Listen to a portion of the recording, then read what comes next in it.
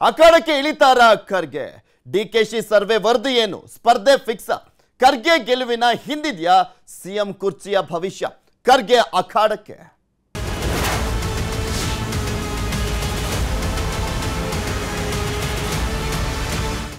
ರಾಜ್ಯದಲ್ಲಿ ಕಾಂಗ್ರೆಸ್ ಪಕ್ಷ 28 ಲೋಕಸಭಾ ಕ್ಷೇತ್ರಗಳ ಪೈಕಿ 7 ಲೋಕಸಭಾ ಕ್ಷೇತ್ರಗಳಿಗೆ ಅಭ್ಯರ್ಥಿಯನ್ನ ಘೋಷಣೆ ಮಾಡಿದೆ. ಇನ್ನು 21 ಕ್ಷೇತ್ರಗಳಿಗೆ ಅಭ್ಯರ್ಥಿಗಳನ್ನ ಹೆಸರು ಘೋಷಣೆ ಮಾಡಿಲ್ಲ. ಇವತ್ತು ಆ ಅಭ್ಯರ್ಥಿಗಳ ಹೆಸರು ಫೈನಲ್ ಆಗಲಿರುವಂತದ್ದು. ಕಲಬುರಗಿಯಿಂದ ಖರ್ಗೆ ಅವರು ಅಖಾಡಕ್ಕೆ ಇಳಿತಾರಾ? ಇದೇ ಇರುವಂತ ಪ್ರಮುಖ ಪ್ರಶ್ನೆ. ಕಲಬುರಗಿ ಕೈ ಟಿಕೆಟ್ ಸಸ್ಪೆನ್ಸ್ಗೆ ಇಂದು ತೆರೆ ಬೀಳುತ್ತಾ ಅನ್ನುವಂತ ಕುತೂಹಲಕ್ಕೆ ಕಾದ್ ನೋಡ್ಬೇಕಾಗಿರುವಂತದ್ದು. ಕಲಬುರಗಿಯಿಂದ ಸ್ಪರ್ಧೆಗೆ ಖರ್ಗೆ ಮೇಲೆ ಡಿಕೆ ಶಿವಕುಮಾರ್ ಒತ್ತಡ ಹಾಕ್ತಾ ಇದ್ದಾರೆ. ಹಾಗೆ ಆ ಕಲ್ಯಾಣ ಕರ್ನಾಟಕ ಭಾಗದ ಎಲ್ಲಾ ನಾಯಕರು, ಕಾಂಗ್ರೆಸ್ ನಾಯಕರು ಒತ್ತಡವನ್ನು ಹಾಕ್ತಾ ಇದ್ದಾರೆ. ಸರ್, ನೀವು ನಿಂತ್ಕೊಳ್ಬೇಕು, ಅಕ್ಕಪಕ್ಕದ ಕ್ಷೇತ್ರಗಳ ಮೇಲೂ ಕೂಡ ಇದು ಇಂಪ್ಯಾಕ್ಟ್ ಆಗುತ್ತೆ ಅನ್ನುವಂತ ಒಂದು ಪ್ರೆಷರ್ ಅನ್ನ ಹಾಕ್ತಾ ಇದ್ದಾರೆ. ಸ್ಪರ್ಧಿಸಿ ಗೆಲ್ಲಿಸುವಂತ ಜವಾಬ್ದಾರಿ ನಮ್ಮದು ಅನ್ನುವಂತ ಅಭಿಪ್ರಾಯ ರಾಜ್ಯ ಕಾಂಗ್ರೆಸ್ ನಾಯಕರದ್ದು. ಇಂದು ಸೋನಿಯಾ ರಾಹುಲ್ಗೆ ಡಿಕೆ ಶಿವಕುಮಾರ್ ಅವರು ಕೂಡ ಮನವಿಯನ್ನ ಮಾಡಿಕೊಳ್ಳುವಂತ ಸಾಧ್ಯತೆ ಇದೆ. ಖರ್ಗೆ ಅವರು ಗೆಲ್ಲುವಂತ ವಾತಾವರಣ ಇದೆ. ಅವರು ಸ್ಪರ್ಧೆ ಮಾಡುವಂತ ನಿಟ್ಟಿನಲ್ಲಿ ನೀವು ಸೂಚನೆ ಕೊಡಬೇಕು, ಕನ್ವಿನ್ಸ್ ಮಾಡಬೇಕು ಅಂತ ಡಿಕೆ ಶಿವಕುಮಾರ್ ಅವರು ಹೈಕಮಾಂಡ್ ನಾಯಕರಲ್ಲಿ ಮನವೊಲಿಸುವಂತ ಸಾಧ್ಯತೆ ಇದೆ ಅನ್ನುವಂಥದ್ದ ಮಾತುಗಳು ಕೇಳಿ ಬರ್ತಾ ಇದೆ.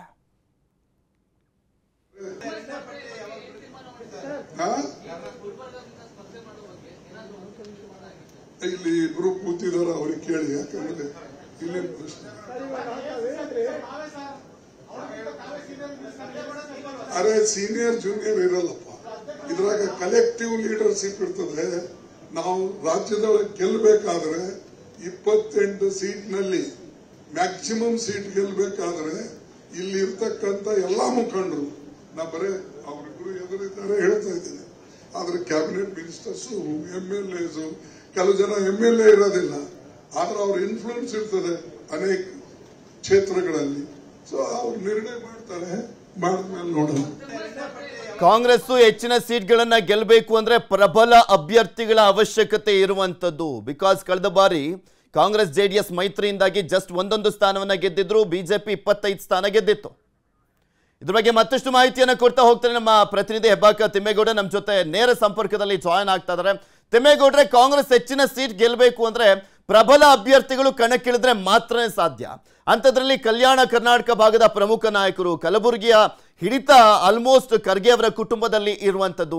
ಇಂಥ ಸಂದರ್ಭದಲ್ಲಿ ಅವರಿಗಿನ್ನ ಸೂಕ್ತ ಅಭ್ಯರ್ಥಿ ಮತ್ತೊಬ್ಬರಿಲ್ಲ. ಆದ್ರೂ ಕೂಡ ಎಲ್ಲೋ ಒಂದ್ ಕಡೆ ಹಿಂದೇಟನ್ನ ಹಾಕ್ತಾ ಇದ್ದಾರೆ ಅಂತ ಹೇಳಲಾಗ್ತಾ ಇರುವಂತದ್ದು. ಈಗ ಅವರನ್ನೇ ನಿಲ್ಲಿಸುವಂತ ನಿಟ್ಟಿನಲ್ಲಿ ಯಾವ ರೀತಿಯಾಗಿ ಕನ್ವಿನ್ಸ್ ಮಾಡುವಂತ ಕೆಲಸ ಆಗ್ತಾ ಇದೆ ಕಾಂಗ್ರೆಸ್ನಲ್ಲಿ?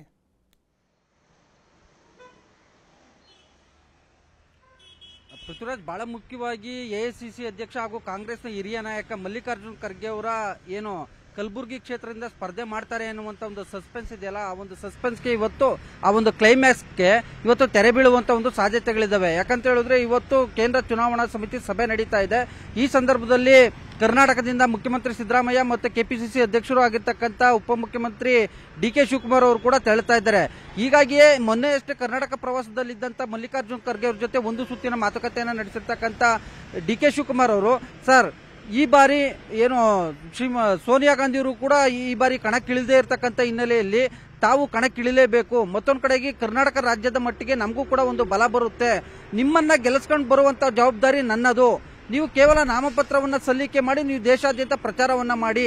ಈ ನಿಟ್ಟಿನಲ್ಲಿ ನಾನು ಕೆಲಸ ಕಾರ್ಯಗಳನ್ನು ಏನು ಪ್ರಚಾರ ಕಾರ್ಯಗಳಲ್ಲಿ ತೊಡಗ್ತೀನಿ, ಎಸ್ಪೆಷಲಿ ನಿಮ್ಮ ಕ್ಷೇತ್ರದ ಮೇಲೆ ಹೆಚ್ಚಿನ ನಿಗಾವನ್ನ ವಹಿಸ್ತೀನಿ ಅನ್ನುವಂಥ ನಿಟ್ಟಿನಲ್ಲಿ DK ಶಿವಕುಮಾರ್ ಅವರು ಮಲ್ಲಿಕಾರ್ಜುನ್ ಖರ್ಗೆ ಅವ್ರ ಜೊತೆ ಮಾತುಕತೆಯನ್ನ ನಡೆಸಿದ್ದಾರೆ ಎನ್ನಲಾಗ್ತಿದೆ. ಇವತ್ತು ಕಾಂಗ್ರೆಸ್ ಚುನಾವಣಾ ಸಮಿತಿ ಸಭೆ ನಡೀತಾ ಇರತಕ್ಕಂಥ ಹಿನ್ನೆಲೆಯಲ್ಲಿ ದೆಹಲಿ ಮಟ್ಟದಲ್ಲಿ ಅಂದ್ರೆ ಕಾಂಗ್ರೆಸ್ ಯುವ ನಾಯಕ ರಾಹುಲ್ ಗಾಂಧಿ ಅವ್ರ ಜೊತೆಗೂ ಕೂಡ ಮಾತುಕತೆಯನ್ನು ನಡೆಸಿ ರಾಹುಲ್ ಗಾಂಧಿ ಮೂಲಕ ಮಲ್ಲಿಕಾರ್ಜುನ್ ಖರ್ಗೆ ಅವ್ರನ್ನ ಮನವೊಲಿಸುವಂತ ಒಂದು ಪ್ರಯತ್ನಕ್ಕೆ ಇದೀಗ DK ಶಿವಕುಮಾರ್ ಮುಂದಾಗಿದ್ದಾರೆ.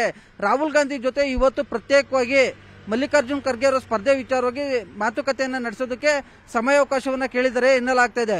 ಇದು ಒಂದ್ ಕಡೆ ಆದ್ರೆ, ಮತ್ತೊಂದ್ ಕಡೆಯಾಗಿ ಇನ್ನ DK ಶಿವಕುಮಾರ್ ಅವ್ರಿಗೆ ಈ ಒಂದು ಮಲ್ಲಿಕಾರ್ಜುನ್ ಖರ್ಗೆ ಅವರ ಸ್ಪರ್ಧೆಯಿಂದ ಲಾಭಗಳೇನು ಅನ್ನೋದನ್ನ ನೋಡೋದಾದ್ರೆ, ಮಲ್ಲಿಕಾರ್ಜುನ್ ಖರ್ಗೆ ಅವರು ಕರ್ನಾಟಕದಿಂದ ಸ್ಪರ್ಧಿಸಿ ಗುಲ್ಬರ್ಗಾದಿಂದ ಆಯ್ಕೆಯಾಗಿದ್ದಲ್ಲಿ ಎಲ್ಲೊಂದ್ ಕಡೆಯಾಗಿ ರಾಜ್ಯದ ವಿಚಾರಗಳಲ್ಲಿ ಅವರೊಂದು ಹಸ್ತಕ್ಷೇಪ ಇರುತ್ತೆ. ಮತ್ತೊಂದು ಕಡೆಗೆ ತಮ್ಮ ಪರವಾಗಿ ಒಂದು ಬ್ಯಾಟ್ ಬೀಸುವಂತ ಒಂದು ಸಾಧ್ಯತೆಗಳಿದ್ದಾವೆ. ಮತ್ತೊಂದು ಕಡೆಗೆ ಅವರ ಮೂಲಕ ತಮ್ಮ CM ಕನಸಿನ ಹಾದಿಯನ್ನು ಸುಗಮಗೊಳಿಸಿಕೊಳ್ಬಹುದು.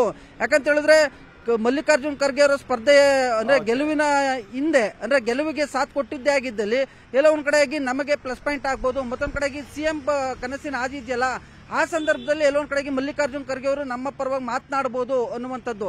ಹೀಗಾಗಿ ಎಲ್ಲಾ ಲೆಕ್ಕಾಚಾರಗಳನ್ನ ಹಾಕೊಂಡಿರ್ತಕ್ಕಂಥ ಉಪಮುಖ್ಯಮಂತ್ರಿ ಡಿ ಕೆ ಶಿವಕುಮಾರ್ ಅವರು ಮಲ್ಲಿಕಾರ್ಜುನ್ ಖರ್ಗೆ ಅವರ ಇವರ ಮುಖ್ಯಮಂತ್ರಿ ಹಾದಿ ಸುಗಮ ಮಾಡ್ಕೊಳ್ಬಹುದು. ಹೌದು, ಅಕಸ್ಮಾತ್ ಏನಾದ್ರೂ ಸೋತಿದ್ದೆ ಆದ್ರೆ ಕಾಂಗ್ರೆಸ್ ಪಕ್ಷಕ್ಕೆ ಮುಜುಗರ ಆಗ್ಬಿಡುತ್ತಲ್ಲ, ಆ ಒಂದು ಭಯದಲ್ಲಿ ಎಲ್ಲಾದ್ರೂ ಖರ್ಗೆ ಅವರು ಇದ್ದಾರಾ ಅನ್ನುವಂತ ಪ್ರಶ್ನೆನೇ ಇಲ್ಲಿ ಉಟ್ಕೊಳ್ಳುವಂಥದ್ದು. ಧನ್ಯವಾದ ತಿಮ್ಮೇಗೌಡ್ರೆ, ನಿಮ್ಮೆಲ್ಲ ಮಾಹಿತಿಗಾಗಿ.